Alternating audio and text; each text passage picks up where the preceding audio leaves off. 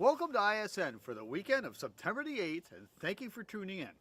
With the start of the NFL season underway, so is the Island Football League's fall program, where 9 teams ranging from the age of 9 to 14 in Pee Wee, Junior Bantam divisions start their journey towards an Island championship and a berth in provincials. The season kicks off in Nanaimo, where our local future stars are ready to show what Island football is all about. First up, we have a Pee Wee matchup with the Westshore Warriors taking on the Southside Dogs at John Barsby Secondary. Community football always starts off with a handshake, showing good sportsmanship from these young men. The Westshore Warriors would start things off with a nice 20-yard pass over the top. That's something nice to see at this Pee Wee level. And that play is capped off by a 10-yard run by second-year Pee Wee Brendan Byron with a great effort by Southside defender, falling just short. The Dogs would answer with an 85-yard touchdown run of their own by James Christian, who just flat out runs by the Warriors defense. This young man impresses every time he touches the ball with his vision for the field and his will to win.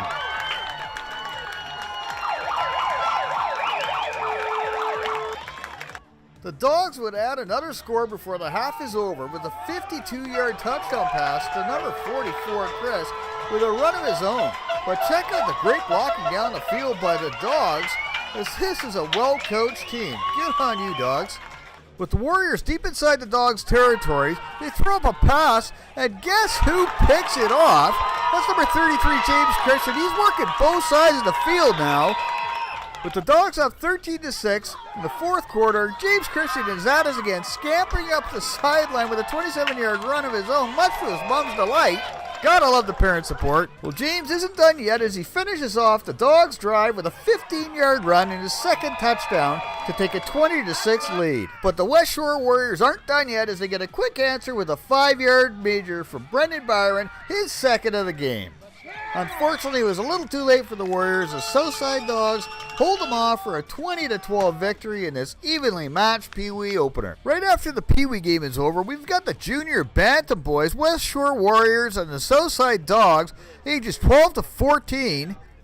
Now let's let Zach Woldridge from the Westshore Warriors, he's a first-year Bantam player.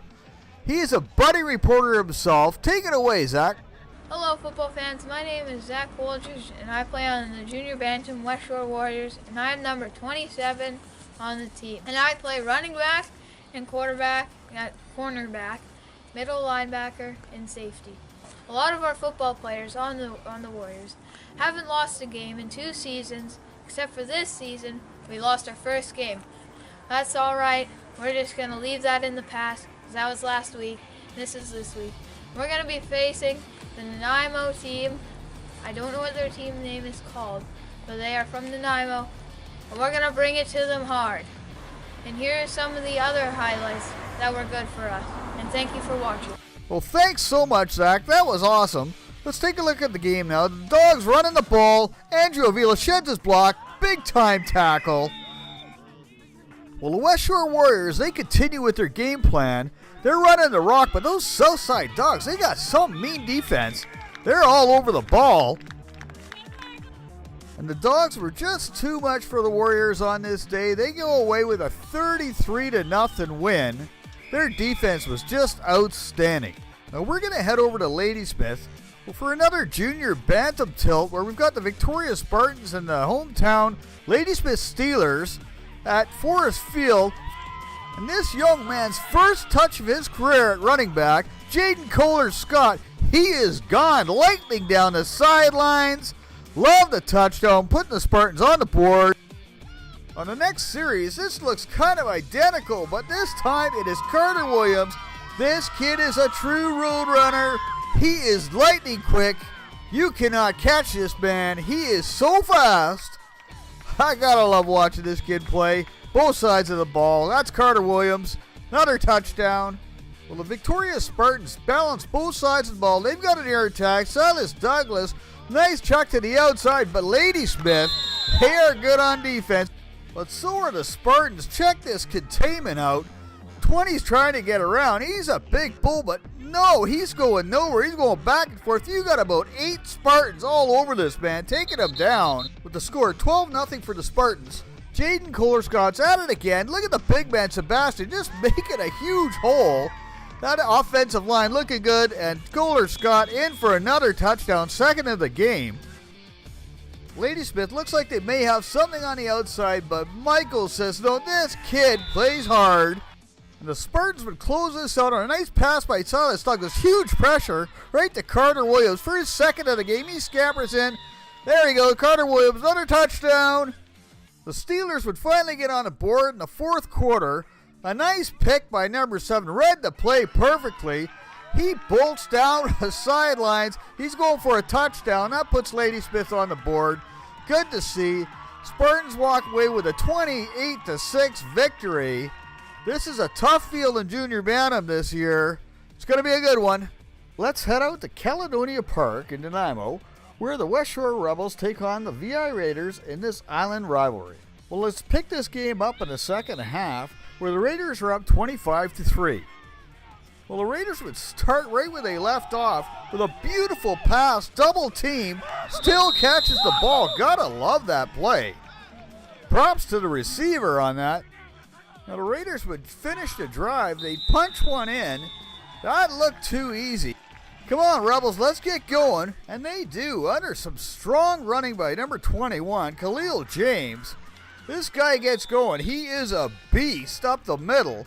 Now, James isn't finished there. This all-purpose back hurdles a defender. Sweet move.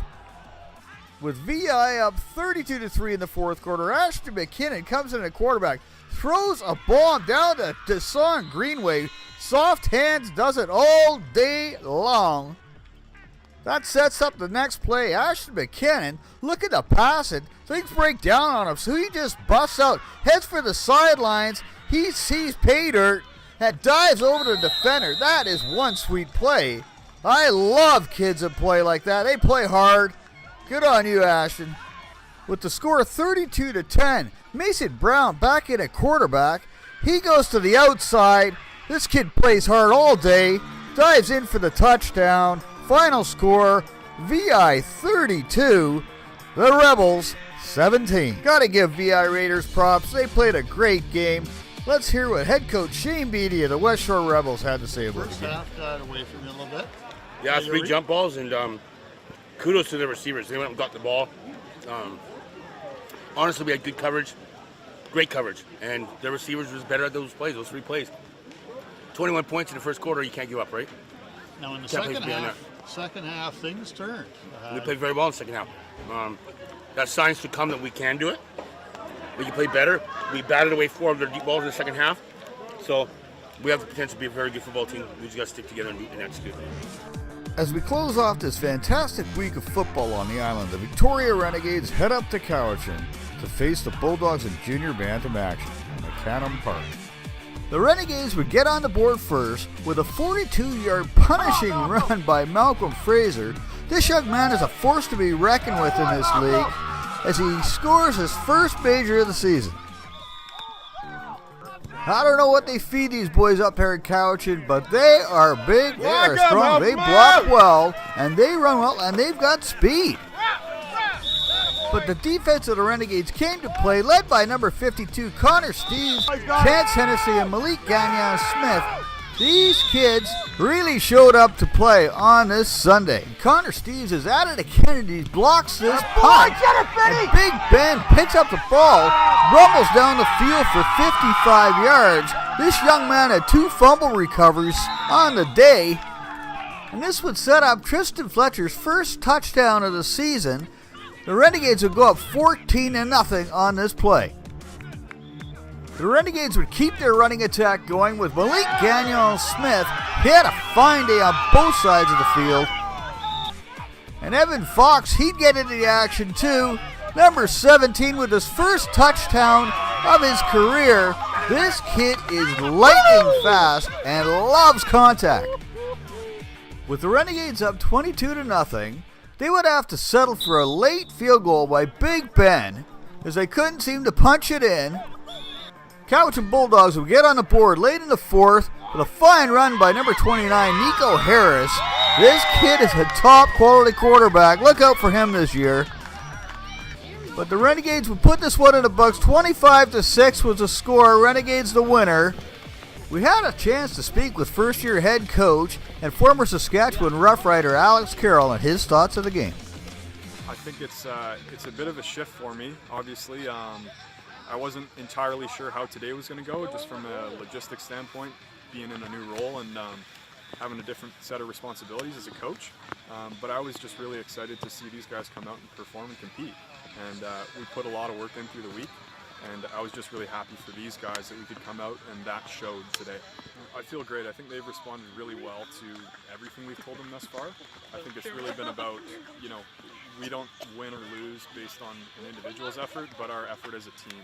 So if everyone just gets that in their heads every single week, every practice, every game, I think we'll be successful. And I'm just really happy that they've responded the way they have. The Rebels' next game is against the Kamloops Broncos on Saturday, September 15th at West Hill Stadium. This is a makeup game for the August 18th game in Kamloops that was cancelled due to poor air quality resulting from the BC forest fires. This is a pivotal matchup worth 4 points to the winner, and the results could flip the script on the CJFL standings down the stretch.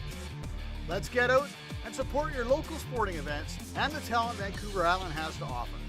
My name is Cam Smith with ISN. Thank you for watching, and we'll see you on the field.